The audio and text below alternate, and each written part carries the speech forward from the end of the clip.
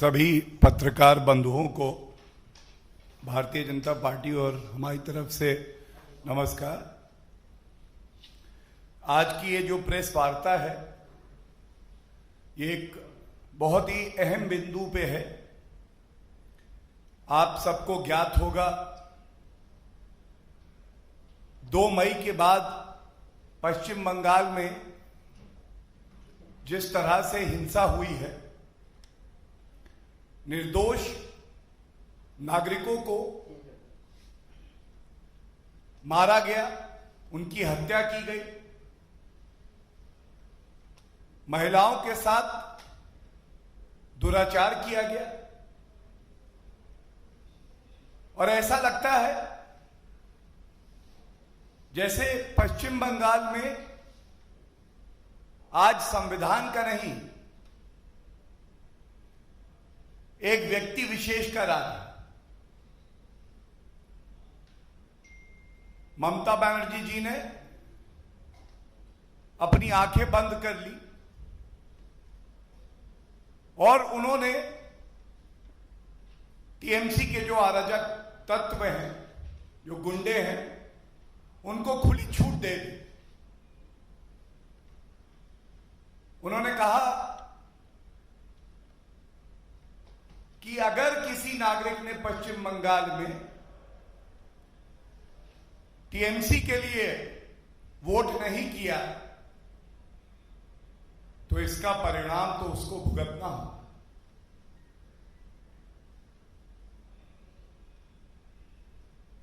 कोई भी देश प्रदेश संविधान और कानून से चलता है और भारतीय जनता पार्टी के कार्यकर्ताओं ने जिस कर्मठता से, निष्ठा से, ईमानदारी से पश्चिम बंगाल में कार्य किया, वो नहीं जानते थे कि संविधान की शपथ लेने वाली एक मुख्यमंत्री कानून को तार-तार करके अपने पार्टी के अराजक तत्वों से कहेंगी कि जाओ बदला लो। कुछ अहम बातें आपके समक्ष रखना बहुत ही आवश्यक है। जैसे ही 2 मई के बाद परिणाम आए, पश्चिम बंगाल में जगह जगह, कोने कोने में, चप्पे चप्पे पर हिंसा होने लगी। और कानून तो यह है कि अगर कोई गंभीर अपराध हो, संज्ञेय अपराध हो, कॉग्निजेबल ऑफेंस हो, तो तुरंत पुलिस का यह दायित्व है, जिम्मेदारी है कि वो एफआईआर रजिस्टर करे। एफआईआर रजिस्टर करना तो दूर, ममता बनर्जी के राज में वर्दी को ऐसा कर दिया गया कि वो एक व्यक्ति विशेष की सेवा करने लगे। और इसी क्रम में माननीय सर्वोच्च न्यायालय ने कई याचिकाओं में संज्ञान लिया और कलकत्ता हाईकोर्ट ने भी इसका संज्ञान लेते हुए मानव अधिकार आयोग को निर्देशित किया कि ये जो सूचना आ रही है ये मन को दहलाने वाली है, व्यथित करने वाली है। कृपया करके एक विस्तृत रिपोर्ट जो सही तथ्य हैं वो हमारे समक्ष रखिए। और ये नेशनल ह्यूमन राइट कमीशन की रिपोर्ट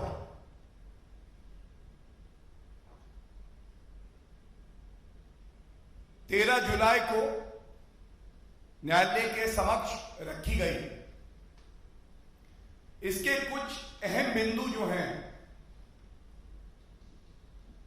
वो आपके सामने पेश कर रहे हैं। दिल को दहलाने वाले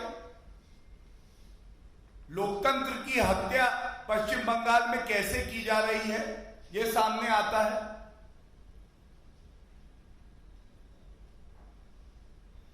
1979 कंप्लेंट्स रिसीव हुई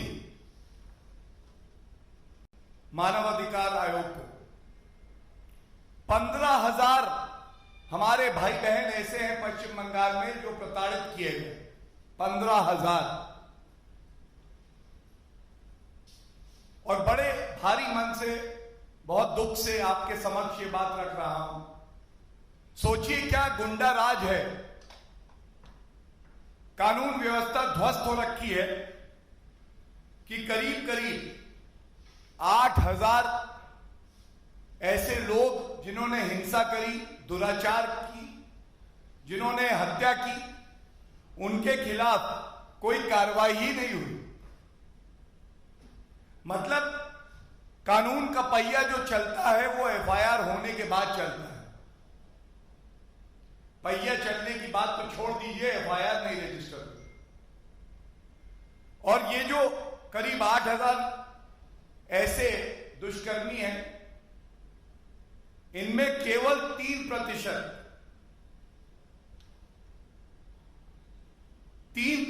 ऐसे लोग हैं जिनके ऊपर कुछ शुरुआती पूछताछ करके मामले को रफा दफा कर दिया गया। 97% तो इनमें ऐसे हैं जो अभी भी खुला घूम रहे हैं। इस रिपोर्ट में एक बात और कही गई कि आज पश्चिम बंगाल में डर और भय का माहौल है। वहां का नागरिक डरा हुआ है। और ऐसा इसलिए है क्योंकि जो लोग कानून तोड़ रहे हैं वो टीएमसी से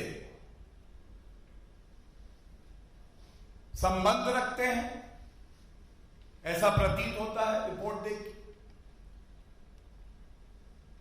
उनको पॉलिटिकल पेट्रोनेज मिल रहा है, राजनीतिक संरक्षण मिल रहा है। पुलिस जो है अपनी जिम्मेदारी का निर्वहन करने में पूरी तरह से असमर्थ रही, फेल हुई। और रिपोर्ट के कुछ अंश जो हमें पता चले, मीडिया में आए, तो यह भी कहना गलत नहीं होगा कि this was state sponsored violence. जिस सरकार को जनता का सुरक्षा कवच बनना था, अपराधियों को जेल में डालना था, वो सरकार अपराधियों के साथ जाके खड़ी हो जाती। ममता बनर्जी जी को इस बात की चिंता नहीं कि आम नागरिक प्रताड़ित हो रहा है। और दुख की बात यह है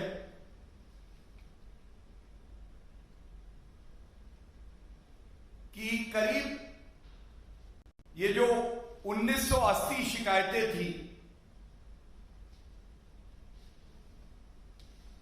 इन पे भी जो डीजीपी हैं पश्चिम बंगाल के, उन्होंने त्वरित कार्रवाई कानून संगत तरीके से नहीं करी।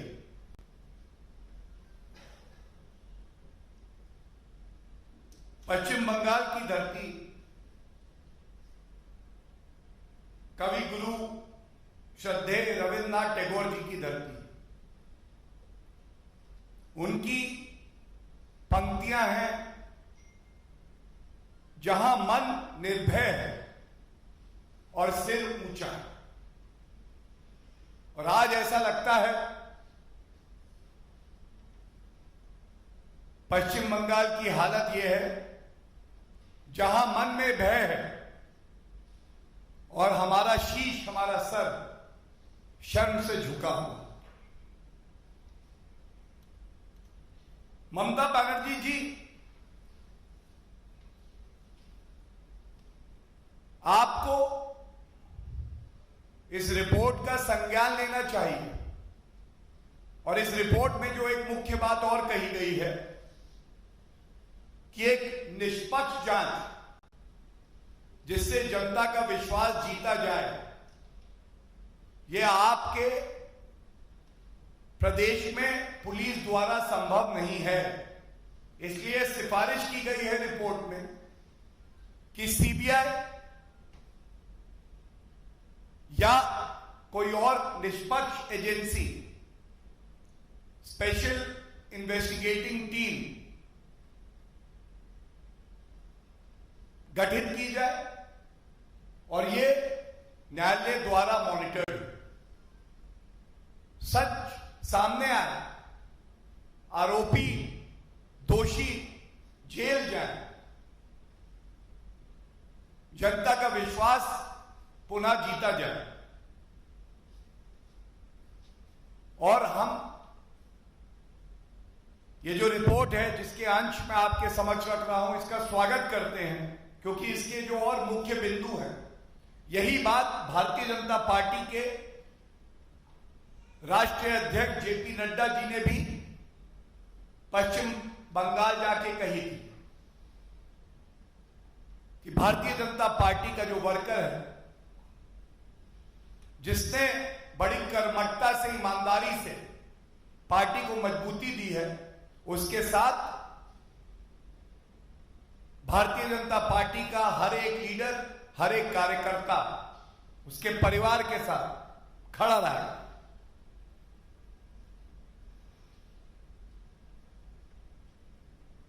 इस रिपोर्ट में कहा गया है कि वहां के हालात दिन पर दिन और बिगड़ रहे हैं। जल्द से जल्द ये सीबीआई या एसआईटी का गठन होना चाहिए और बिल्कुल उचित होगा, न्यायसंगत होगा कि जब मामले की विवेचना हो जाए उसके बाद जो ट्रायल हो वो भी फास्ट ट्रैक पे हो। ये सिफारिश इस रिपोर्ट में भी है और इसका समर्थन हम लोग भी करते हैं। ये रिपोर्ट ये भी कहती है कि प्रोसिक्यूट करने के लिए पब्लिक प्रोसिक्यूटर्स की एक स्पेशल टीम बनाई जाए जो कि पश्चिम बंगाल की सरकार के दबाव में कार्य ना करे और एक स्वाभाविक चिंता का भाव भी है। जिन बहनों के साथ दुष्कर्म किया उनको जान से मारने की धमकी आती है, उनके परिवार वालों को डराया धमकाया जाता है, तो क्यों नहीं ऐसे जो गवाह हैं, जो महिला हैं, और अगर हत्या जैसा संगीन अपराध हुआ है तो जो विटनेसेस हैं उनको सुरक्षा भी दी जाए और यह भी सुनिश्चित किया जाए कि बिना डर के ये सभी विटनेसेस अपनी बात न्यायालय के समक्ष रख सकें। जो पीड़ित बहनें हैं, परिवार हैं, उनको हर संभव मदद मिले, आर्थिक भी, और उनके साथ भारतीय जनता पार्टी पुरजोर तरीके से खड़ी है। हत्या, दुराचार, लूट, आगजनी किस तरह से जिन नागरिकों ने टीएमसी के लिए वोट नहीं किया उनको चुन चुन के प्रताड़ित किया गया। तो ये रिपोर्ट में भी कहा गया है कि अगर किसी की संपत्ति नष्ट हुई है तो उसको मुआवजा मिलना चाहिए।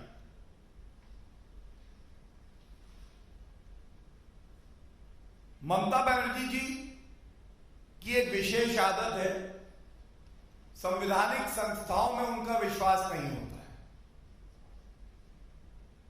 2 मई के बाद आप लोग इस बात पे जरूर ध्यान दीजिएगा, सर्वोच्च न्यायालय ने फटकार लगाई है, याचिकाएं लंबित है।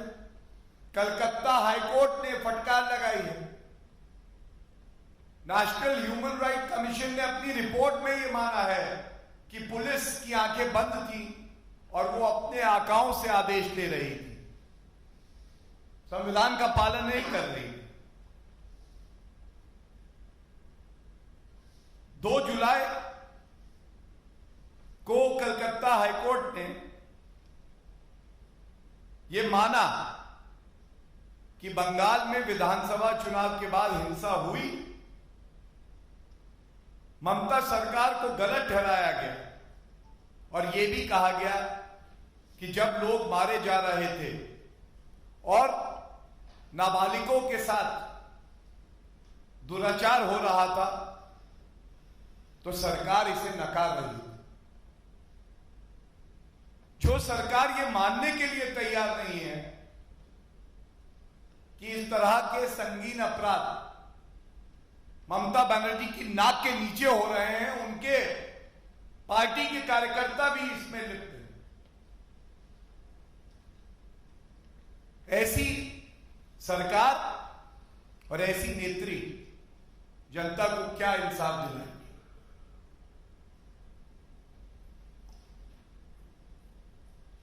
बहुत भारी मन से सिर्फ इतना ही कहेंगे कि हो सकता है ममता बनर्जी जी की अपनी राजनीतिक महत्वाकांक्षाएं हों, वो हमारे पार्टी के जो वरिष्ठ लीडर हैं उनसे नफरत करती हूं, हमारे कार्यकर्ता उनको नहीं भाते हो, जय श्री राम का नारा भी लगे तो आपको नफरत है। लेकिन ममता बनर्जी जी, जिस संविधान की आपने शपथ ली, उसकी एक मूल भावना को हर पल, हर घंटे, हर दिन याद करिएगा। जब आप मुख्यमंत्री हैं तो आपकी जिम्मेदारी हर उस व्यक्ति के प्रति है जो हमारे देश का नागरिक है और पश्चिम बंगाल में रहता है। उसने किसके लिए वोट किया, उसकी विचारधारा क्या है, इससे कोई फर्क नहीं पड़ता है। और जिस तरह से आज पश्चिम बंगाल में अराजकता का राज है, कानून व्यवस्था ध्वस्त है, नागरिकों को प्रताड़ित किया जा रहा है, गुंडों का राज है, यह मन को विचलित कर देता है। और भारतीय जनता पार्टी का यह कर्तव्य है। पश्चिम बंगाल की जनता ने हमें वहां विपक्ष की एक अहम भूमिका दी है। हर क्षण, हर पल, हर सांस में समर्पित रहेंगे, पश्चिम बंगाल की जनता की सेवा करते रहेंगे और ममता बनर्जी जी आपको आईना बार बार दिखाएंगे। अगर आईने में अपनी सरकार की सूरत ठीक ना लगे तो यह समझ लीजिएगा कि सुधार लाने की आवश्यकता है। और वो दिन भी आएगा, न्यायालय अपना काम कर रहे हैं। भारतीय जनता पार्टी ने हमेशा संवैधानिक संस्थाओं का, कानूनी संस्थाओं का सम्मान किया है। लेकिन एक के बाद एक के बाद एक के बाद जब supreme court, high court, national human right commission, national commission for women सब कहने लगे कि बंगाल में मानव अधिकारों का हनन हो रहा है, तो ये बहुत बड़ी चिंता की बात है। धन्यवाद।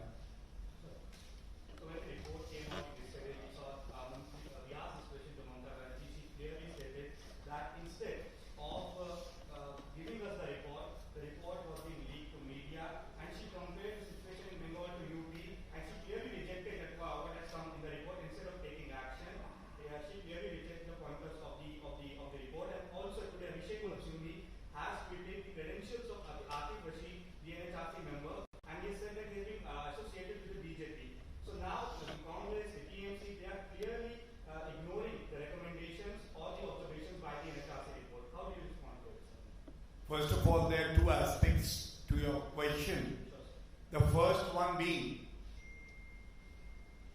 I have been instructed to say that National Human Rights Commission, Media and Communication Cell, has issued a press release. And one line of this press release is very important to answer your question on the first aspect. And it says, and I quote, NHRC refutes allegations in a section of the media regarding the leakage of the report relating to the post-poll violence in West Bengal. NHRC has already shared the copy of the said report with the advocates of the concerned parties in this matter in accordance with the directions of the Honorable Calcutta High Court. Now to the second aspect. The contents of the report in essence and substance raise a very important issue. It raises the issue of blatant violation of human rights in West Bengal. But look at the shamelessness of the Chief Minister Mamata Banerjee ji. She did not even care to comment on heinous crimes being committed in the state of West Bengal. Rather, she wants to put forward a very technical argument. And can she be a judge in her own cause? That is why the important point was raised by me. Why is it that you do not have trust and faith in the constitutional institutions of our country? And Mamata Banerjee ji, आप क्या report को reject करेंगी? पश्चिम बंगाल की जनता ने आपके इस अराजकता के शासन को रिजेक्ट कर दिया है. You have failed miserably as the Chief Minister of the state, and with a very heavy heart. Today we reiterate all these charges, and our endeavor is only one. We ensure justice to each one of our sisters, to the family members who've lost their loved brother, son, husband, father. They should get justice, and not only get justice, they should get justice at the earliest, and that is why constituting fast-track courts is the only option which will be effective. We wholeheartedly support the recommendations made, and every citizen of West Bengal is sure that rule of law only and only will prevail, not Gunda Raj, Jungle Raj and Mamta Raj. Thank you. Any other questions? Sir एक सवाल है sir, कल Republic media network से सीधी बातचीत और खास बातचीत की मेहुल चौकसी, उसने कहा कि मैं तो सपोर्ट करना चाहता हूं इस टॉपिक पे कोई और है तो प्लीज. सर प्रियंका गांधी साहब से बात की तो हम भी पूछ सकते सवाल. लेकिन मैंने ये कहा कि एजेंसी जो है वो कॉपरेट नहीं कर रही, जबकि भारत की सरकार जो है उसको लेकर यहाँ पर आने वाली. क्या कहना चाहिए सर? तो एक ही लाइन में कह देता हूं, दो की आवश्यकता नहीं है. कोई भगोड़ा, कोई भी व्यक्ति जिसने आम आदमी की मेहनत की कमाई को लूटा है वो छूटेगा नहीं. ये श्री नरेंद्र मोदी जी की सरकार है. ये सब वापस भी आएंगे, जेल की सलाखों के पीछे भी जाएंगे, और इनसे वो रुपया भी लिया जाएगा वापस जो जनता का. प्रियंका गांधी जो है वो 3 दिन के यूपी दौरे पर है, और उनका साफ तौर पर यह कहना है कि पीएम नरेंद्र मोदी के सर्टिफिकेट देने से कोरोना में जो स्थिति हुई थी वो यूडीजी क्लीन चिट ने उन्हें नहीं मिल जाता. कैसे? आपके संपर्क जरूर होंगे बड़े बड़े. केवल उनसे इतना पूछिएगा, कांग्रेस की अध्यक्षा भी एक सांसद है. कल हमारे देश के यशस्वी प्रधानमंत्री श्री नरेंद्र मोदी जी देश की जनता की सेवा में लगे हैं और सांसद के रूप में 27 बार अपनी कॉन्स्टिट्यूएंसी गए हैं।